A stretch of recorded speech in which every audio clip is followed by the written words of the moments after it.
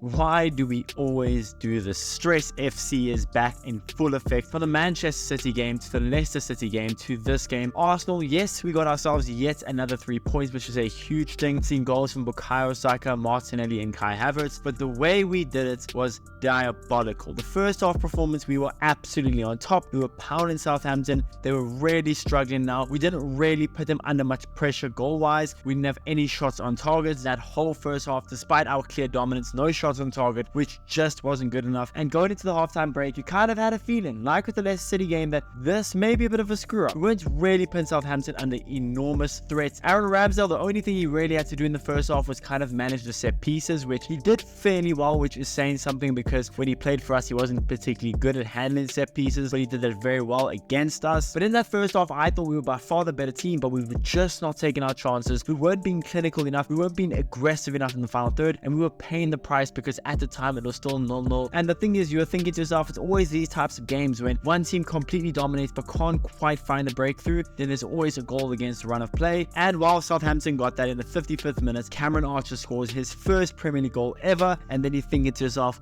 we are bottle jobs. This is exactly why they call us bottle jobs. This is exactly why a lot of people are doubting us to be champions, because we fumble when we're on top. We were on top throughout the whole first half. In the beginning of the second, we were still on top. Southampton had their chance and they took it. 1-0 Southampton, and we were up against it. Now, to our credit, Kai Havertz had an amazing goal in the 58th minute, just 3 minutes later, and that kind of settled the nerves a little bit. And if anything, it woke us up even more, because the moment we conceded that goal, it felt like everything was against us. But Kai Havertz did very well on his left foot. A beautiful strike in off the post. Nothing Ramsdale can do about it. A beautiful strike, and Arsenal go 1-1. And then the thing is, after that, we kept going. We kept pushing. We made 3 changes, 3 huge changes in bringing on Leandro Trossard, Gabriel Martinelli, and Mikel Merino. And speaking of getting the lead, in the 69th minute, Gabriel Martinelli gets his second goal in 2 Premier League games, scoring against Leicester City and now scoring here. It's his second goal in 2 Premier League games after seeing Kai Havertz get his 4th goal in the Premier League, his 7th in all competitions. But that ball from Bukayo Saka to Gabriel Martinelli, it couldn't have been better. A beautiful ball. Now, he probably did aim for Mikel Merino, and it just went over Mikel Merino's head, but Gabriel Martinelli beats Ramsdale to it and puts it in the back of the net, and it sends us 2-1 up. And you're finally thinking,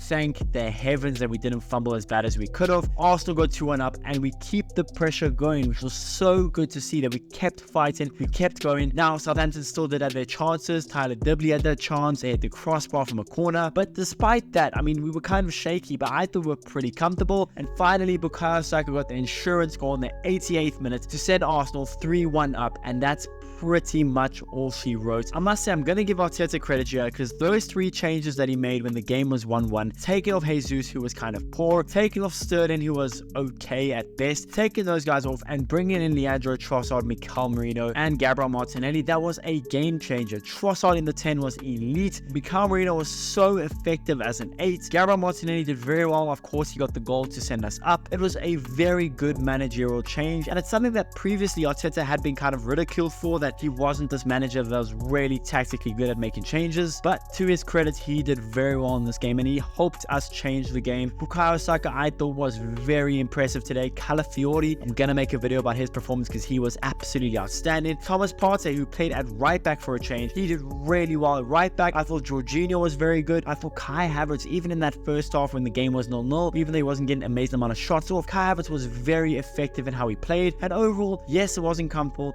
Yes, it was stress FC again, which I'm tired of, and it's not the way we should keep going. But at the end of the day, to get all 3 points, win the game 3-1, we have the international break. We can kind of refine those little details. It's a good win nonetheless, and we can keep pace with Liverpool now. Well done, Arsenal. International break, here we come.